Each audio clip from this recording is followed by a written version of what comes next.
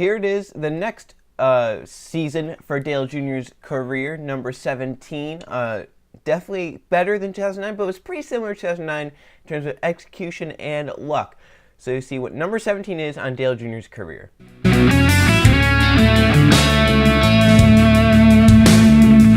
So as you can see, 2017, very similar to 2009 in terms of stats. He had the least amount of top 5s of his career, only one. He had 8 top 10s, which was pretty decent. 2 poles. He only led 47 laps in this season. I think that's the least amount of laps he's led in any season. Ranked 21st in points, average star of 17, average finish of 20. Still just not good overall.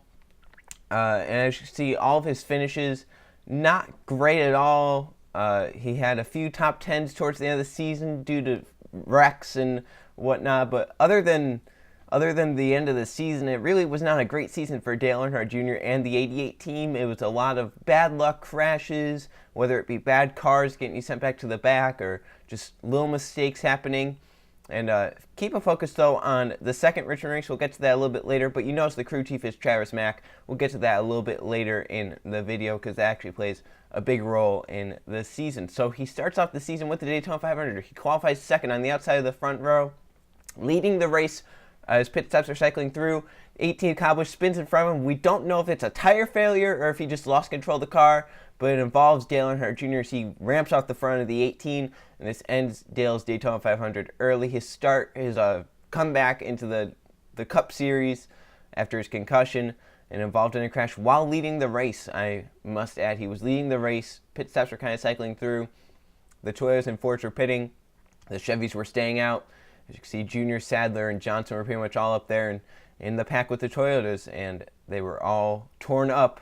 All the Toyotas basically were torn up, and Dale Jr. Sadler got some damage. He was running second. He ends up with the race lead. See, Jr. ramps off Cowboys' car, and there was nowhere for Jr. to really go. You can't really react. See right there, the car spins in front. He's trying to get low, and he can't, and he ramps off that car. So then a few more bad races. We move on then to Martinsville, a few races down the road where there's a crash. He's bound pit road, got him put back there. He's involved in the crash, a chain reaction crash, and it leads to one of his most famous quotes of the season where he cusses on live TV. Damn, we got some bad luck. What the fuck happened right there? As you can see, what happened right here was a chain reaction. Then the 88 rams into the back of the 5, and he breaks his radiator. Of course, he's done because of NASCAR's crash vehicle policy, so the 88 done after having such a great car at Martinsville. He's up towards the front. And as you can see, we move on to Texas, his best finish of the season, which is 5th. He moves up to the highest he was in points, 20th all season. He was the highest or 20th in points in the season. So we move on to Bristol, a race later. You think, man, maybe the 88's out of their hole after that 5th place at Bristol, but ends up an oil cooler broken. As you can see, this is the communication between crew chief and driver. We're smoking. Why? We just noticed when you left there's a little oil in the pit stall. Yeah. So the oil cooler busts on the 88. It ends up putting him into the outside wall and ends his day early at Bristol. So more bad luck. And then, of course, this race, the day after this race, no one really knew this was coming. And who would have thought that the day after this Bristol race, Jr. makes this announcement? We're here today to confirm the news you received this morning that I've decided to make this season my last as a NASCAR Cup driver. The response just in the last 6 hours from teammates, colleagues and friends and fans has been incredibly overwhelming. So before I go any further, I just want to thank everybody for making me feel pretty incredible today. So he makes his retirement announcement the day after the Bristol race, and some notes they said from this announcement was that he made it the week after the Auto Club race, which was very, very famous for probably one of the worst races of the season for the 88 team. They had to start in the back.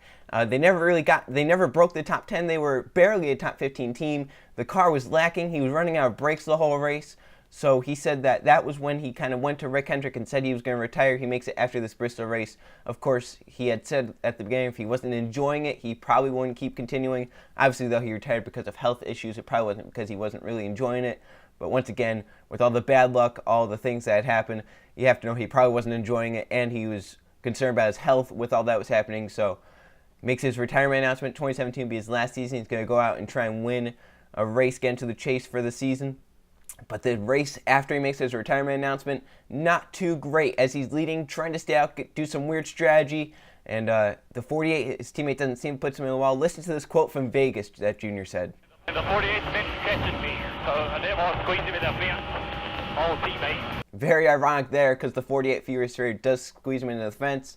Junior ends up spinning out because of that damage. He gets put in the wall, caution comes out. The team doesn't clearance the fenders good enough, and it cuts a tire down. He spins it around in 3 and 4, so adding on to more bad luck. As we head to Talladega, you think, man, maybe he's going to have it. He starts second. He kind of fell back. He's working his way back up into the top 10. He's 6th, breaking into the top 5, and then this happens in front of him. Watch this. 7's outside. Keep coming low, low, low, low, low, low, low, low, low, low. Come on. Caution's out, caution's out. Everything is okay back there. Good. Somehow I was able to miss it. The restart after the red flag. He's running 3rd.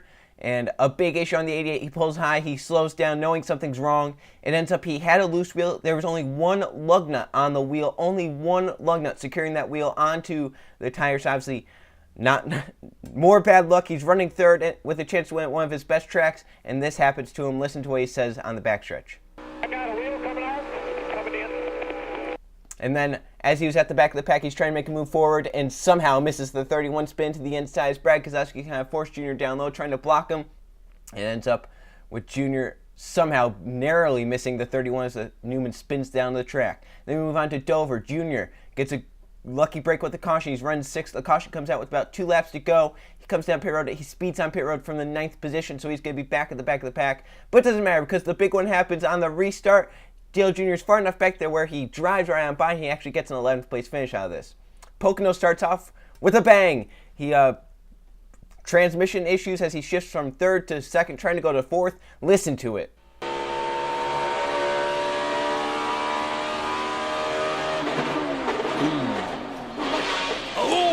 That's not good. That hurts. That's going to be an engine change. Yeah. Dollar signs come flying out of that thing.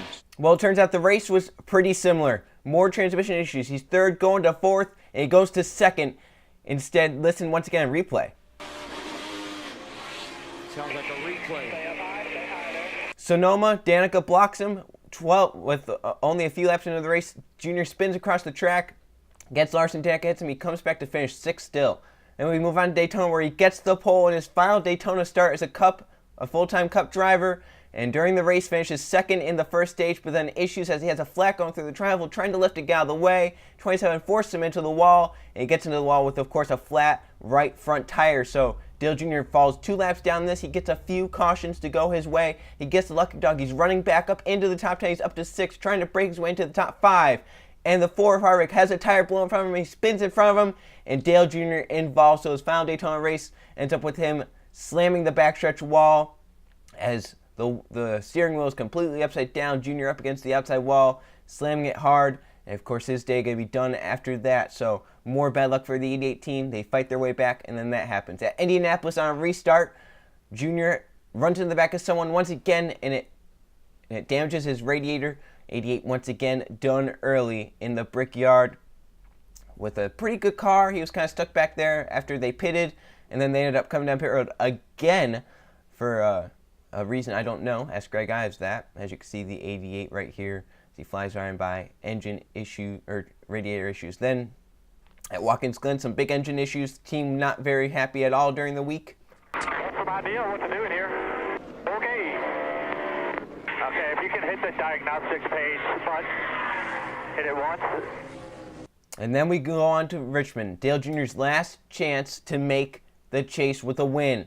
And it has a great car going. At Darlington, a few loose lug nuts on the wheel. Greg Ives gets suspended for one race, gets replaced with Travis Mack, the car chief for the 88, and he does a great job. The 88 started towards the middle of the field, kind of 20th around there, and he fights his way up into the top 10 and running consistently top 10 and top 5 lap times the whole race, and then they take a shot in the dark, staying out longer than anyone, trying to hope for a caution to where he'll come down pit road along with everyone else. If no one else comes down pit road with him, he'll have fresher tires. He can go through the field. Right now, only about 11 cars on the lap. Why not? It's your last chance to make the chase. 61 laps to go. They're hoping for a caution right now to try and get in. If you're a junior fan, you're hoping for a caution here. It would set him up greatly to try and get into the chase. That caution never comes out. He ends up finishing around 14th, but did not show the car that he had. He had around a 5th place car all day. It just never worked out for him. He did not get the caution he needed. We move on to the second chase race at New Hampshire, where the crash happens on the backstretch with Harvick. Leader Martin Truex Jr. is involved, and Dale Jr. also involved as he spins on the backstretch into the inside wall, and then trying to back up. See right there, Truex and Jr. Truex moves forward, then they both start to back up together, and they hit each other backing out of the crash. That's when you know you have a lot of bad luck. You're trying to leave a crash you were involved in, and you get involved even more. See right there, spinning on the backstretch, 88 gets into the inside wall, gets into the 78. 78 pulls forward, trying to get away. 88 also starts to back up, and they hit each other in the quarter panel. See right here on the onboard. Junior trying to hit the brakes, and he spins himself out from the looks of it. Spins into the 78, once again just backing up into Martin Truex Jr. So they move on to Dover. They have a pretty good car there. They qualified top 10, and they end up finishing right where they started, I believe, in 7th. A great car at Dover, probably a winning car too. And Charlotte starts off with a bang.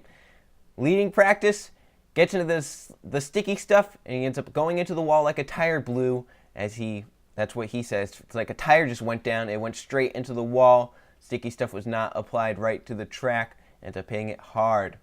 And then we move on to what was probably the most famous race of the season. He won the pole at Talladega, and then the big one happens, and he is involved, sort of, as he spins down to the inside, and somehow no one hits him, and he ends up continuing. Look at from the onboard.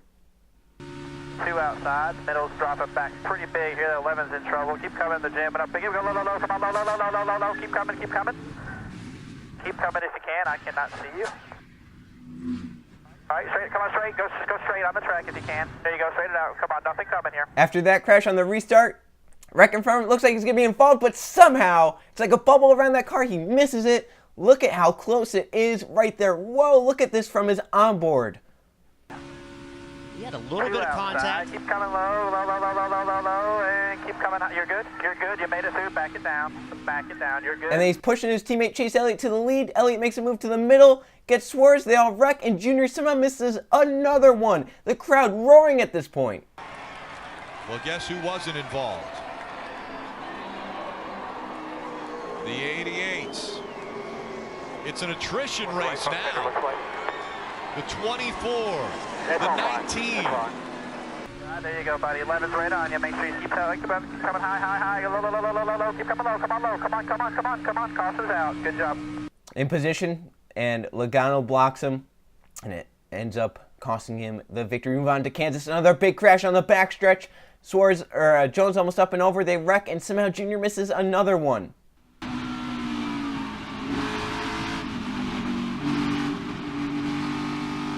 At Martinsville, it's more of the same. The wreck coming to the checker flag, and Dale Jr. gets the gray, goes to 88 through the wreck, somehow unscathed, once again missing another big crash. As you can see, they go down from him. See that 88 stopping almost to get through. Then we move on to Texas. The good luck kind of for him ends here as he has a hub, something with the hub go wrong, and he goes to the garage with the mechanical issue. He actually does return to the track, but he's laps down and not in contention to win. But he had some fun under the red flag after Larson's wreck, spraying the camera down with some water from his little bottle. Then we move on to Phoenix, where he's running his Dale Jr. line, as we mentioned, up against the wall as high as you can go. So he gets a big run onto Keselowski, run 15th. He's one of the fastest cars on the track, but running that high line kind of wears the right front tire out. You see right here, he's trying to control the cars. He goes up towards the wall and somehow keeps it out of the wall. It takes a lot of skill to do that, considering Bain and Johnson both wrecked with flat tires in this exact race. As you can see right here on the replay, tire is definitely down. So he goes up towards the wall, keeps it out of the wall though, keeps it going. The extra rebound to finish inside the top 10. See right there, the tire is down as he enters pit road. And then we move on to his final full-time Cup Series race at Homestead, running his throwback Exalta Budweiser 88 as he high-fives about every crew member on pit road. Matt Kenseth, also what we think to be his final race as a Cup driver, and his throwback. And Obviously very emotional for Junior, for the fans, for whoever it may be. And before the race, NBC actually talked to Dale Jr. about what this race means to him and everyone else. Yeah, I just want to thank everybody that's had an impact on my career. I've made friendships and relationships that'll last a lifetime, and I'm just so thankful for that. And the fans that are here and that are at home watching, they made all this possible. And what I mean by that is that their support of my career led up to every opportunity I've ever had, whether it be working with one of the greatest companies and owners in the business, partnering with amazing sponsors. It's a long list of those. All those opportunities happen because of that fan support, and that's why we wanted to show them appreciation all year. It's a big day for NASCAR, and I hope that fans see a great race. And no matter who wins the championship, we're going to have one of the best race car drivers in the world representing the sport as our champion. I know that. Well, buddy, I'm sure all your fans would like to say thank you. We'd like to say thanks for up here in the booth. It's been fun to watch. Have a great final race. Guys, we're going to have some fun next year. Everybody enjoy tonight. The race didn't go how the 88 team wanted. They were kind of at the back all race long. They started to charge up to the front, got into the wall with the tire flat, ends up finishing in the 20s and out of contention. Junior had to say this in his final post-race interview on TV. We ran into Truex on the back straightaway because we high-fiving him with our race car. Wasn't everything we wanted on the racetrack, but we sure had fun off of it, and we're going to miss everybody.